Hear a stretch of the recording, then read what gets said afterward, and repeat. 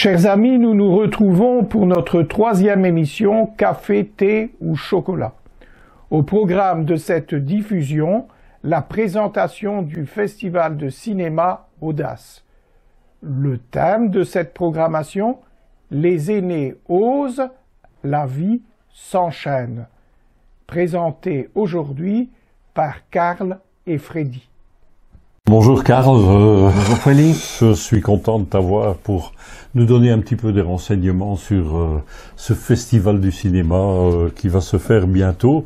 Mais voilà, ce festival du cinéma, il a commencé par un festival du cinéma, mais sans terme, où on mettait des films pour les seniors, tout simplement. Et puis on s'est dit, partir d'un thème, ce serait tout de même beaucoup plus sympathique et plus facile pour choisir les films. Donc en 2019, on a choisi un terme, l'autodétermination. C'était quelque chose de primordial pour nous, c'est que les aînés puissent toujours décider de ce qu'ils veulent faire. Ils ne devaient pas dépendre de quelqu'un d'autre. Et puis, comme on suit un petit peu l'actualité, mais on a eu le Covid entre deux, on a dû attendre jusqu'en 2022 pour faire le climat. Donc, c'était notre deuxième thème. Et cette année-ci, ce sera sur l'épanouissement des aînés. Donc, voilà, c'est une idée aussi qui est partie de la CRAC, qui est la coordination régionale de l'action citoyenne, qui recherche toujours des choses qui peuvent intéresser nos seniors. Et on s'est dit qu'une semaine du cinéma, ce serait vraiment intéressant pour tous.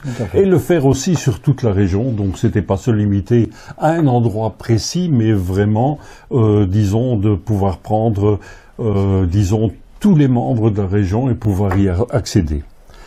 Et donc, cette année-ci, on commencera le lundi 18 novembre à 14 h à la salle du Septem à Saint-Guilain par le film Maison de retraite. Oui. Est-ce que tu peux nous en dire un mot? Oui, c'est une suite, puisqu'il y a eu Maison de retraite 1. Ce film ici est plus récent, il est sorti en 2024.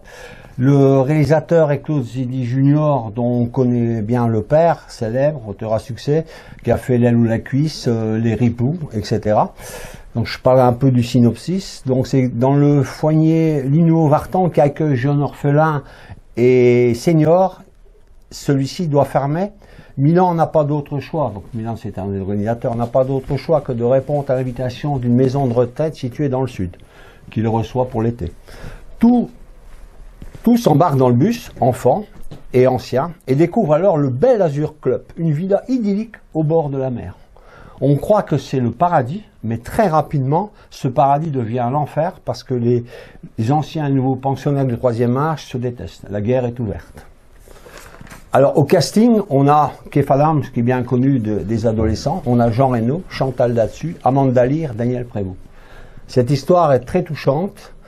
Et ce n'est pas sans rappeler la triste réalité parfois des maisons de retraite. L'intrigue est bien ficelée, avec beaucoup d'humour. Ah oui. Ah, extra, ça va être un film agréable à voir. Mais je pense que ce jour-là, c'est pas vraiment le seul film de la journée. On aura un deuxième film qui va se faire à Moucron, au centre Marius Taquet, et dont le titre est « Et si on vivait tous ensemble ?» Oui, merveilleux film. Sorti en 2012, le synopsis, Jeanne, Annie, Claude, Jean et Albert sont liés par une amitié qui dure depuis plus de 40 ans. Quand la mémoire flanche, quand le cœur s'emballe, et que le spectre de la maison des retraites pointe à l'horizon, ils se rebellent et décident de vivre tous ensemble. Le projet paraît un peu fou, mais même si la promiscuité dérange et réveille de vieux souvenirs, une formidable aventure commence. Celle de vivre ensemble à 75 ans. On a ici un casting 5 étoiles. Jane Fonda, Géraldine Chaplin, Pierre Richard, Claude Rich, Kibelos, excusez du peu. Chaque nom est évocateur et nous invite à aller voir ce film. Alors on passe au deuxième jour de notre semaine du cinéma avec le film 2 qui va paraître à Tournai Imagix le mardi 19 novembre à 14 h. Oui, j'aurai d'ailleurs le plaisir de présenter ce film en direct. Ce film français est sorti en 2020, mais on a comme réalisateur Filippo Meneghetti, qui est de nationalité italienne, et qui a d'ailleurs reçu le César du meilleur film pour ceux deux, en 2021. Le synopsis. Nina et Madeleine sont profondément amoureuses l'une de l'autre.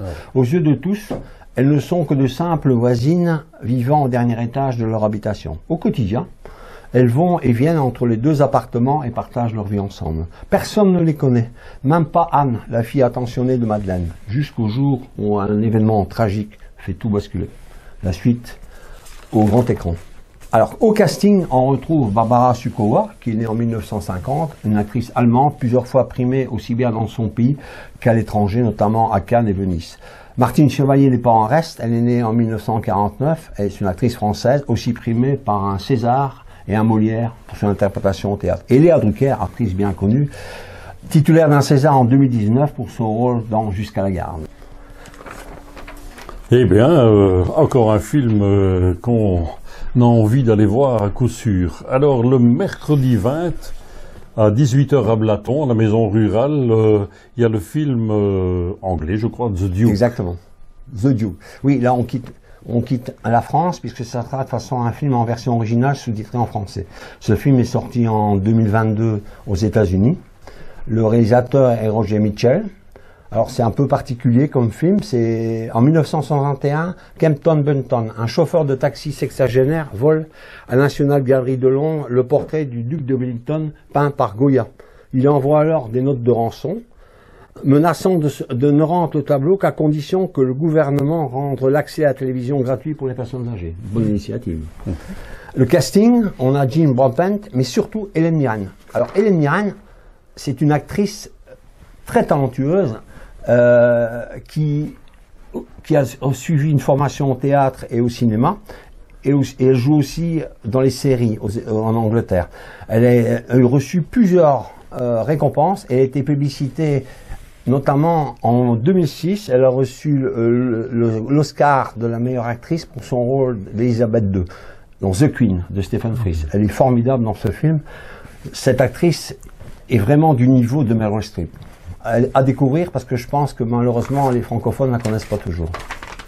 Ben c'est ce qu'on fera, mais on continue notre petit tour de la région pour s'arrêter à Comines, à l'Institut Saint-Henri, pour voir l'échappée belle,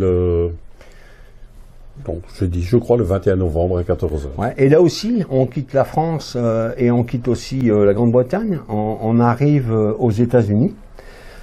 Donc le réalisateur est Paolo Verzi, et aussi une nationalité italienne, aussi plusieurs fois primée dans son pays. Le synopsis, les années ont passé, mais l'amour qui unit Ella et John Spencer est resté intact.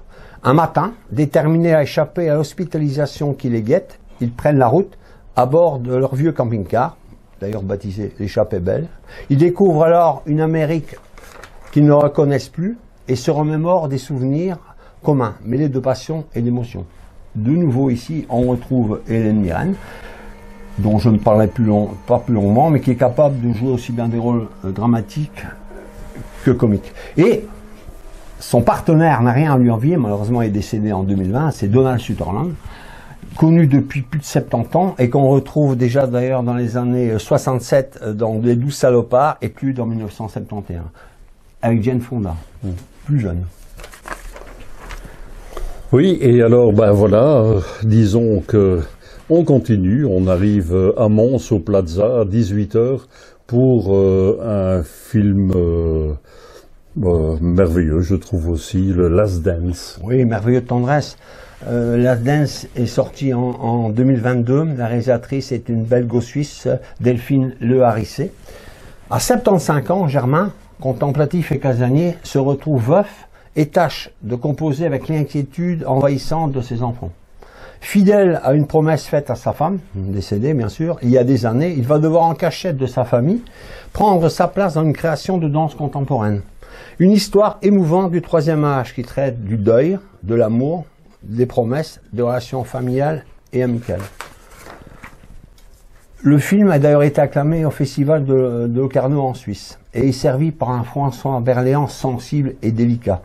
Le message est que la danse est faite pour tout le monde, quel que soit son âge et ses blessures physiques ou psychologiques. À voir vraiment. Et on arrive un petit peu à la fois, malheureusement, au dernier jour, à la clôture du festival, qui se fera à hâte à l'écran le vendredi 22 novembre. Et le film choisi est Quand tu seras grand. Oui, on termine en beauté. Ce film est sorti en 2023 et les réalisateurs sont Éric Métayer, humoriste bien connu, et Andrea Bescon, couple dans la vie. Ils ont déjà été primés pour le film Les Chatouilles, sorti en 2018, en recevant le César de la meilleure adaptation. Le synopsis: dans le quotidien d'un EHPAD, la vie du personnel se mêle à celle des résidents. La pression est permanente entre les restrictions budgétaires et le manque de personnel. L'accompagnement humain est de plus en plus difficile. Yannick, aide-soignant, se voit de plus imposer une case d'enfant par le directeur de cette maison de retraite. Leur arrivée, ainsi que celle de son animatrice, Aude, vient bousculer les habitudes de tous et surtout des résidents. Alors au casting, on retrouve Aïssa Maïga dans le rôle de Aude et Vincent McKen, Yannick. Celui-ci est parfait dans son rôle de râleur attachant.